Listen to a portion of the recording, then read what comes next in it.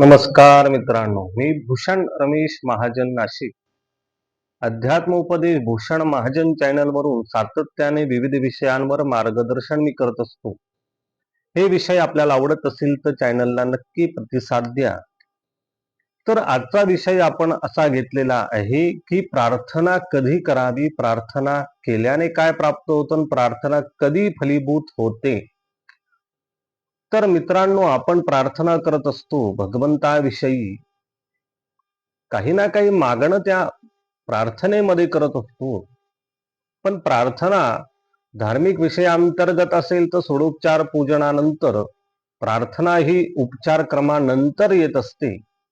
परंतु इतर वेळी प्रार्थना कधी करावी, प्रार्थनेला वेळ काळ स्थिती आहे का, आणि कुठली प्रार्थना ही शीघ्र फलीभूत होत असते ते आपण आज बघू. तर प्रार्थनामध्ये बल आणि तीव्रता कधी येणार, प्रार्थना तुमची परिपूर्ण व्हावी शीघ्र गतीने, ती तीव्रता आणि ती बल, प्रार्थनेमध्ये बल कधी येणार, कशाने येतो.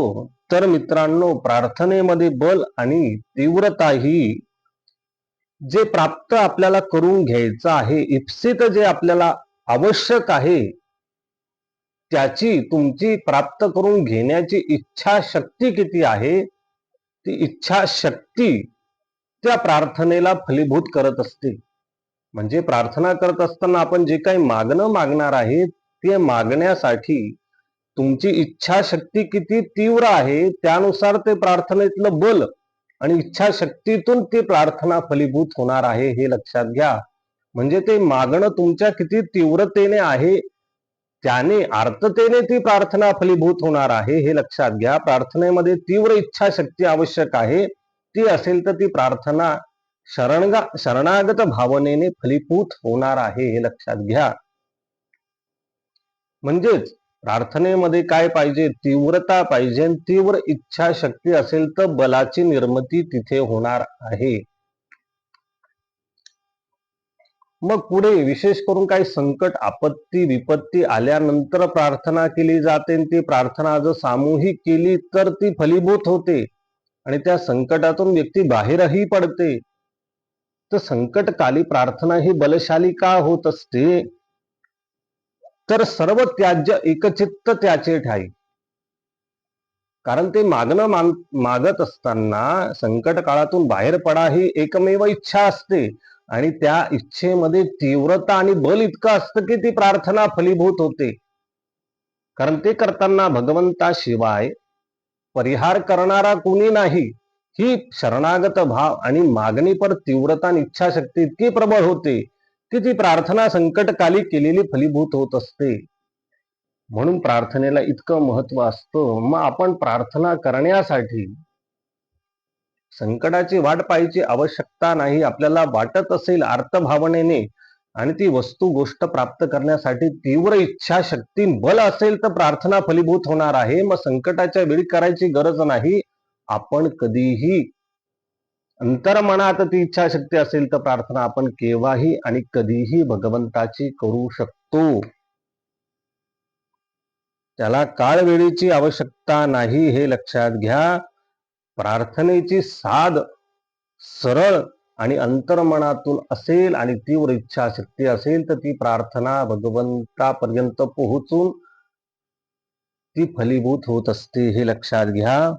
म्हणून काळ वेळेची आवश्यकता नाही, आपली तीव्र इच्छाशक्तीच त्या प्रार्थनेला बल देणार आहे. त्यापुढे भगवंताविषयी दृढ विश्वास आणि भावही पाहिजे.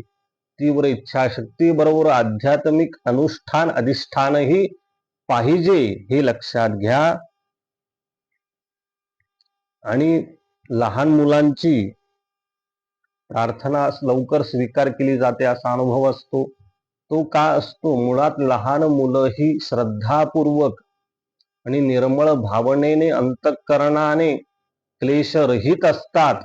त्यामुळे त्यांनी प्रार्थना केलेली श्रद्धापूर्वक असते आणि निर्मळ मन आणि निष्कलंक भावनेने ते भगवंताविषयी केली असते. म्हणून भगवंत लहान मुलांची प्रार्थना स्वीकार करतो किंवा लवकर फलीभूत होत असतो. लहान मुलांना निरागस भाव असतो, त्यामुळे ती श्रद्धापूर्वक केली जात असते, हे लक्षात घ्या.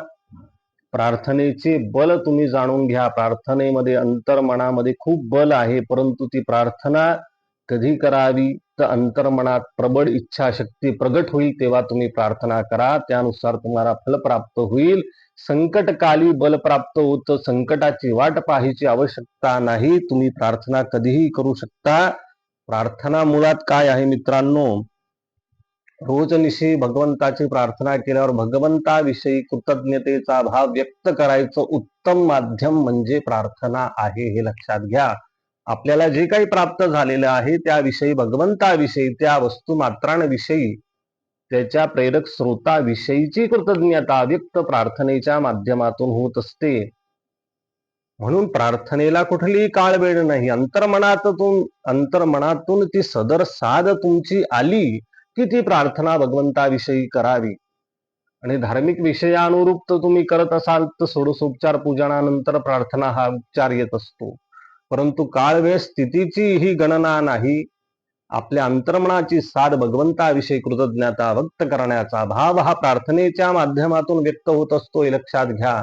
म्हणून प्रार्थनेला विशेष अशी वेळ काळ नाही, फक्त ती अंतर्मनामध्ये आली पाहिजे, प्रबळ इच्छाशक्ती पाहिजे. तीच इच्छाशक्ती त्या प्रार्थनेला बल प्राप्त करून देईल आणि ती प्रार्थना स्वीकारली जाईल. अशा प्रकारे प्रार्थना कधी करावी, काय करावी, कशी करावी त्याविषयी आपण संवाद साधला. पुन्हा आपण नवीन विषयासह भेटू. तोपर्यंत सर्वांना नमस्कार, धन्यवाद.